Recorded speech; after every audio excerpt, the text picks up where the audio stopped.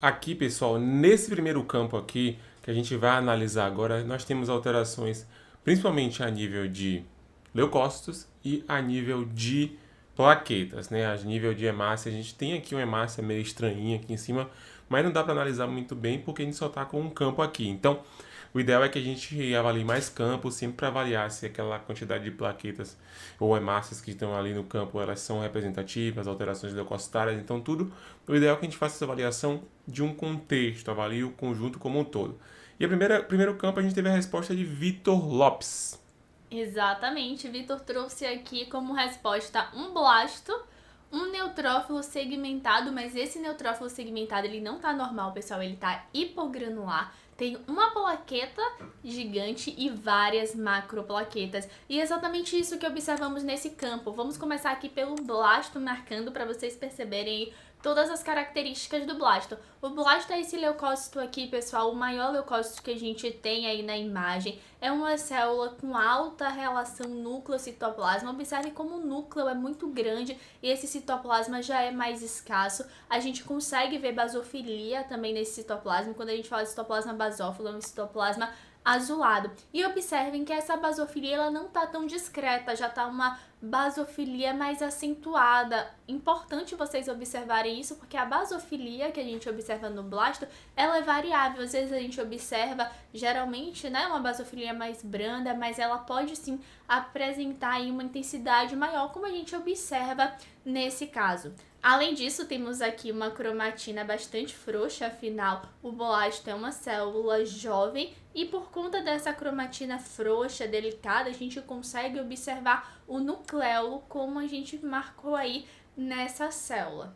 Ali em cima, né, falando dos outros leucócitos, a gente tem o neutrófilo segmentado, mas um neutrófilo hipogranular. Observe que esse citoplasma ele não está tão acidófilo como característico, como a gente vê nas células que tem a granulação normal. E essa é uma alteração extremamente importante, né, Thiago? A gente precisa estar com o olho treinado para reconhecer esse tipo de alteração, porque a gente não pode deixar batido, é algo que precisa ir pro laudo.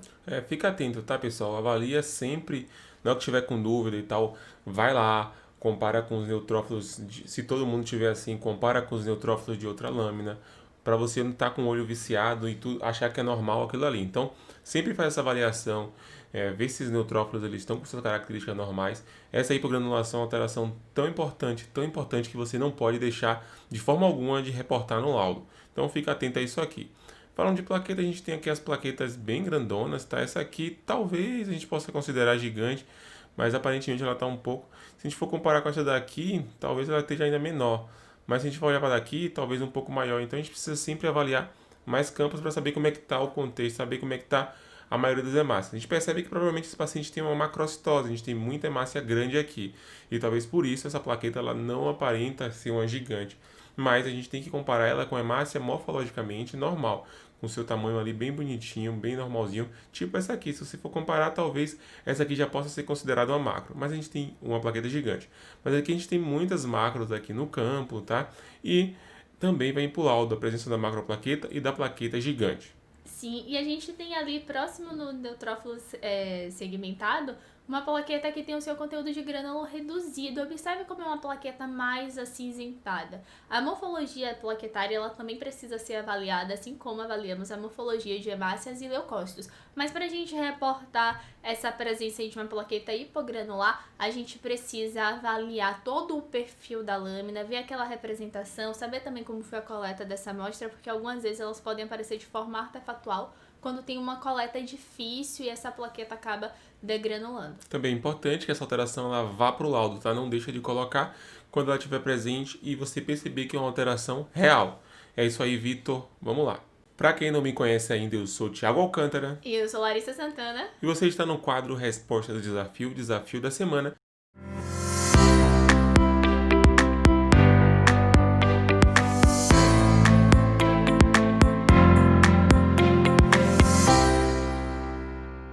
A gente posta imagem no Instagram e aí as pessoas comentam, dizem o que acham e a gente vem discutir na segunda-feira.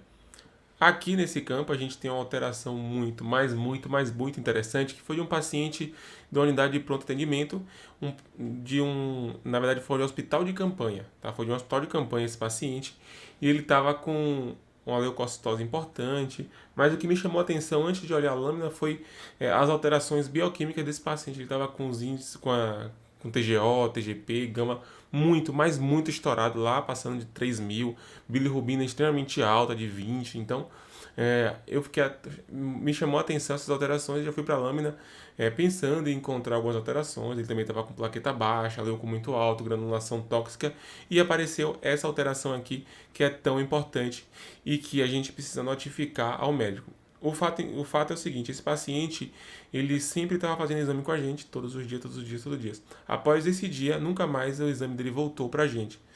Eu acredito que esse paciente tinha ido a óbito, né, ter tido alta celestial, né, como o pessoal costuma falar no laboratório, porque ele parou de retornar, e com tanta alteração assim, ele não sairia de alta para casa com aqueles testes daquela forma. Então, essa alteração ela é muito importante, a gente precisa estar atento para informar ao médico. E o que a Flávia falou para a gente? Sim, e engraçado, né, que essa alteração era pouco discutida antes da gente ter a pandemia aí. Pouco se ouvia falar sobre os cristais da morte, que são essas inclusões aí esverdeadas, com os pacientes com Covid, alguns apresentando esse tipo de inclusão, de alteração, passou a ser mais discutido. Acredito que a partir de agora a gente vai ter até mais informações na literatura a respeito desses cristais, porque você encontra ainda pouca coisa em relação a eles. E a resposta veio de nossa querida Flávia Bandeira, membro do time Atlas, e que está sempre presente aqui com a gente, contribuindo da melhor forma, sempre pontuando coisas muito importantes. E ela começou falando, Thiago, sobre a avaliação da série eritrocitária. Ela falou presença de equinócitos, muito bem pontuado aí, Flávia. Os equinócitos são aquelas hemácias que têm espículas bem regulares distribuídas em seu citoplasma, parecendo aquela tampinha de cerveja. Se você estiver vendo uma hemácia que as espículas estão irregulares, não seguem uma distribuição, provavelmente aí você está observando acantócitos. Se liga na dica, porque os equinócitos eles têm espículas regulares distribuídas aí pela membrana da hemácia.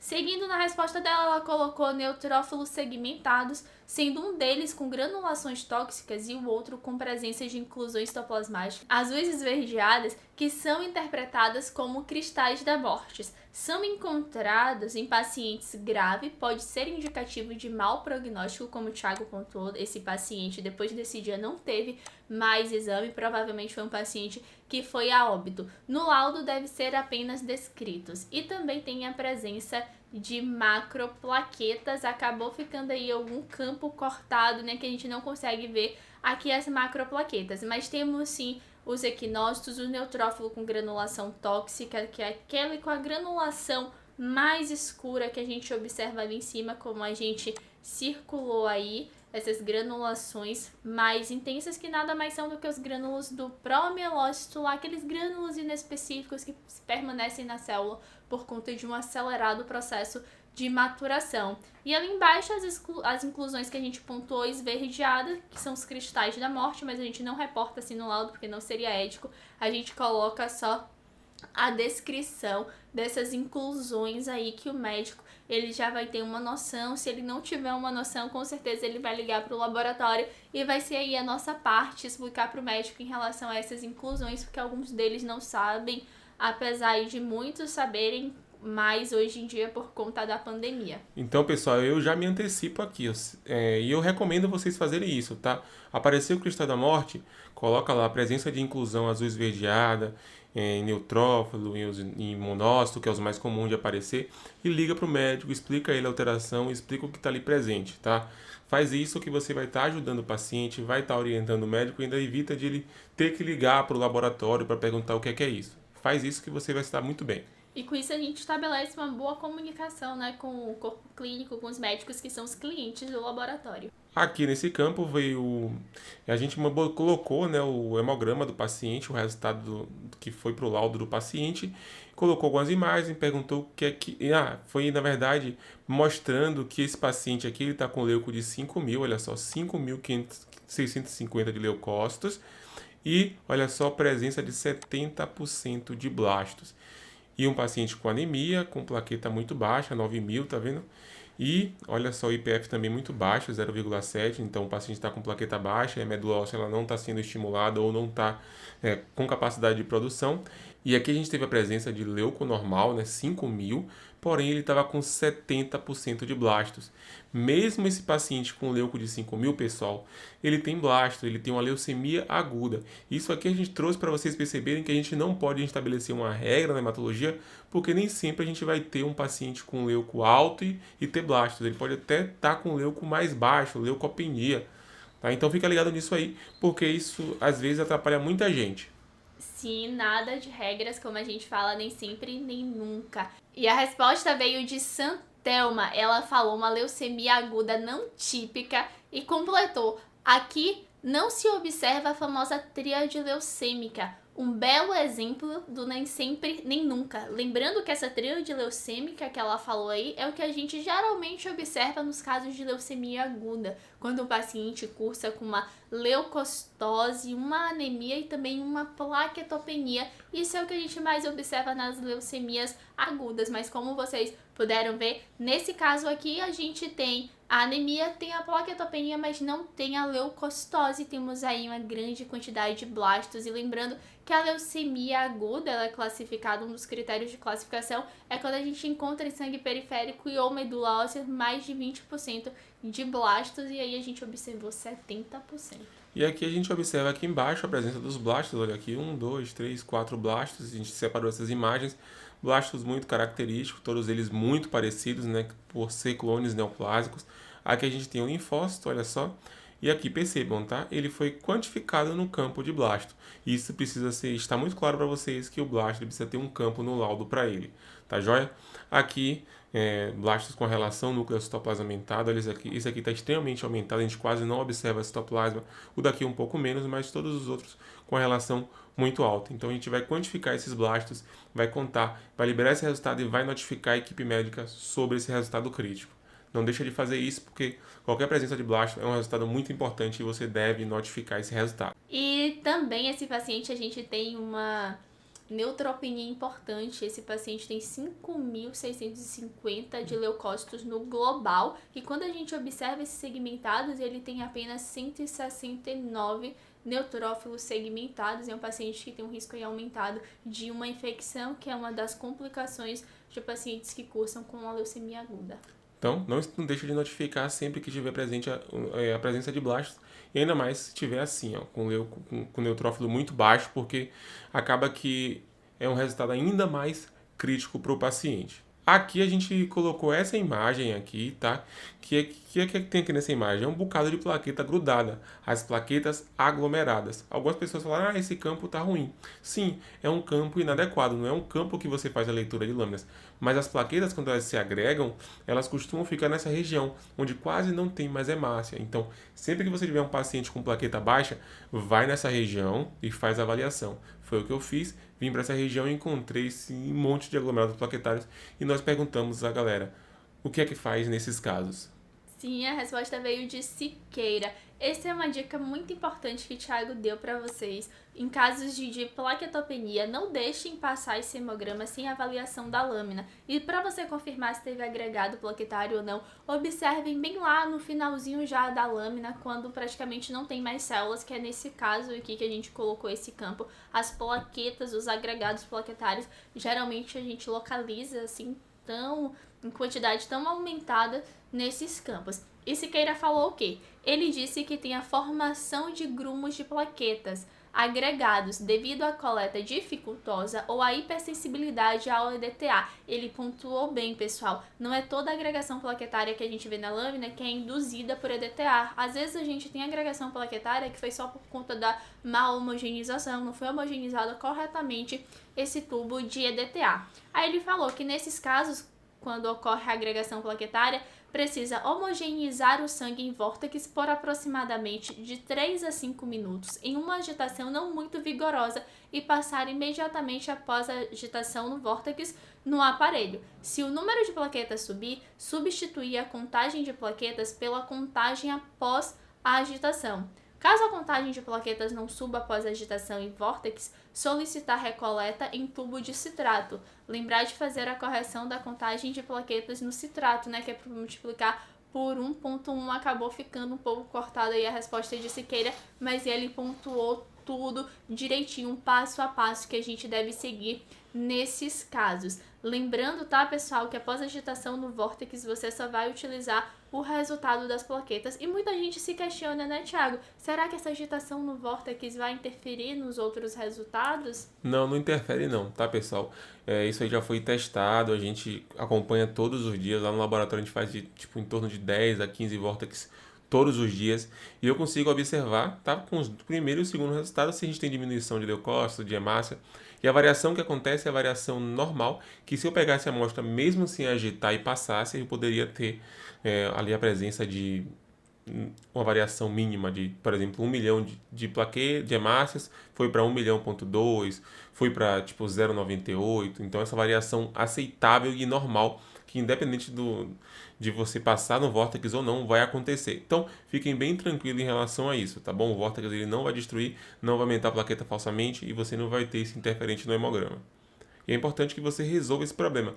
Você tendo um vórtex, você diminui os custos, né, drasticamente de recoleta, de risco para o paciente, porque você deixa de fazer muitas recoletas que são feitas aí por não ter o vórtex. Sim, e tem aquelas situações ainda, quando a gente tem uma pseudotrombocitopenia induzida por EDTA, que faz uma recoleta em citrato, muitas vezes a gente observa que essa agregação ela também se mantém em citrato. É uma situação bem mais difícil de acontecer do que no EDTA, mas vocês também podem encontrar alguns pacientes nessa condição, que a agregação plaquetária ela se mantém mesmo no citrato. E nesses casos, o que é que a gente deve fazer?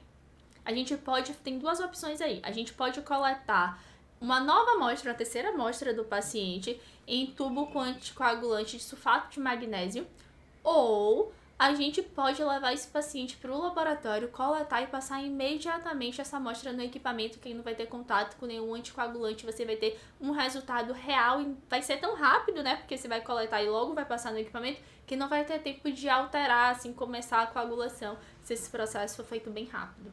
Show de bola, Siqueira, que resposta completa e muito boa, tá? Parabéns, é isso aí.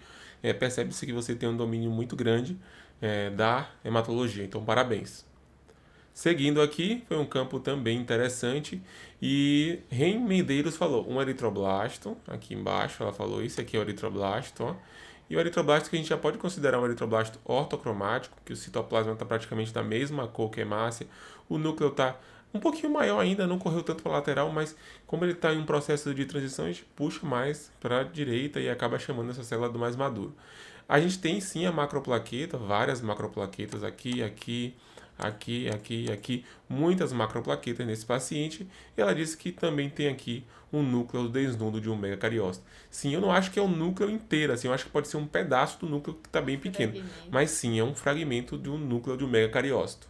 Parabéns aí, você pontuou bem, é uma condição que pode sim aparecer em sangue periférico. E aí a gente tem todas as informações que Thiago pontuou e foi marcando aí, pessoal. Eu não conseguiria fazer essas marcações aí de células pra vocês tão bonitinhas, apesar daquela ali tá mais tortinha, porque eu sou canhota. Então com a mão direita aqui nesse mouse eu não consigo fazer nada, tipo, nossa, nenhuma linha eu conseguiria ir fazer marcando pra vocês. A gente trouxe esse recurso para vocês conseguirem visualizar realmente o que a gente está falando e no momento que a gente está falando. Show de bola, então. Parabéns, é isso aí, o olho crítico em relação às alterações. Aqui a gente tem mais um campo muito interessante, tá? Um campo que a gente observa aqui a presença de um blasto, e esse blasto está com uma característica importante que precisa ir para observação, que é aqui, ó, a presença de grânulos aqui no seu citoplasma. Olha só, vários pontinhos rosadinhos aqui. Quando você observa grânulos em blasto, pessoal, é muito importante que você coloque no laudo que o médico já começa a pensar em leucemia mieloide. Você vai contar como blasto e vai dizer na observação que existe granulação nesse blasto. Não precisa você descrever o blasto todo só para dizer que tem granulação, né? O blasto é um blasto característico. Relação nucleocitoplasma aumentada, cromatina frouxa, nucleolo aqui evidente, e a única coisa que está chamando a atenção são os grânulos. Então você não precisa descrever o blasto todo para dizer que tem grânulos. Não seja mensageiro do óbvio. Então você vai contar com o blasto e vai dizer na observação que existe grânulos no blasto. E exatamente isso, pessoal. Essa granulação aí você só precisa reportar de uma forma clara e objetiva, e isso já direciona o médico a conduzir o raciocínio dele para alguma alteração, possivelmente da linhagem mieloide, já que na linfóide a gente não encontra esses grânulos. E ele já vai aí solicitar exames mais específicos ainda direcionado para essa linhagem, já que a gente faz para confirmação a imunofenotipagem e precisa da avaliação de vários CDs que tem aí na célula, e é importante já esse direcionamento, já antecipa algumas etapas nesse diagnóstico confirmatório do paciente. Aqui nesse campo a gente tem 2 leucócitos bonitos em destaque, algumas alterações aqui a nível de plaqueta, e vamos conversar um pouquinho sobre elas, tá? Começando pelas plaquetas, a gente observa aqui que a gente tem macroplaqueta no campo, olha só, uma plaqueta grande, menor que a hemácia ainda, tá? Muitas outras macroplaquetas também, um pouquinho menores, e a gente percebe que é um paciente que tem muita plaqueta. A gente observa aqui embaixo também um bonito linfócito reativo com a hiperbasofilia no citoplasma, com a cromatina aqui condensada, porém em regiões mais frouxas, que a gente chama de condensação em blocos. Você vê, observa regiões mais claras aqui, outras mais escuras. Aqui em cima a gente observa o neutrófilo segmentado e ele está com um pouco de granulação mais aumentada. A gente precisaria observar mais campos, saber se a coloração foi bem feita, para saber se isso é uma granulação tóxica.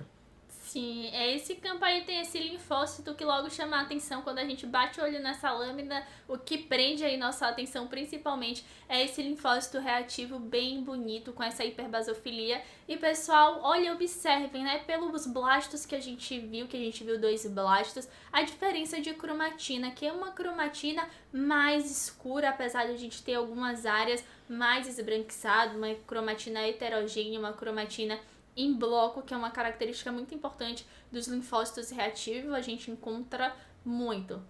Lembrando que a gente tem ali as outras alterações muito bem pontuadas da macroplaqueta e plaqueta gigante. Se essa plaqueta é até o tamanho da hemácia, a gente considera macroplaqueta. Se ultrapassa o tamanho da hemácia, é considerada uma plaqueta gigante. Então é isso aí, pessoal. Eu espero que vocês tenham gostado. Essa foi a resposta do desafio. Agora um recado, tá? A resposta do desafio ela vai mudar um pouquinho o seu formato, vai ser um pouquinho diferente. A gente vai colocar a imagem para vocês na segunda e a resposta já vai na terça-feira. Então a imagem de segunda vai ser respondida na terça, a de terça na quarta, a de quarta na quinta e assim sucessivamente. Então você vai ter a resposta já de forma mais rápida, de forma mais imediata. Então acompanha, você pegou a sua resposta na segunda, aí você já observa na terça, já vai estar lá a resposta no Instagram também para você. Hoje você vai estar vendo o vídeo, né, do desafio da última semana que a gente fez nesse formato. Mais tarde já pode consultar aqui na página que vai ter uma nova imagem para você ver e tá identificando esses leucócitos, alterações de hemácias e plaquetas também. E amanhã, logo cedinho, a gente já vai estar publicando o vídeo com a resposta e você pode avaliar se acertou, quais são suas dúvidas, e você pode comentar aí o que você teve dúvida, que a gente vai trabalhando a isso com você. E se tiver sugestão, pode falar também, que a gente traz aqui, vai publicando até na resposta do desafio. Tchau, tchau, pessoal, e até a próxima.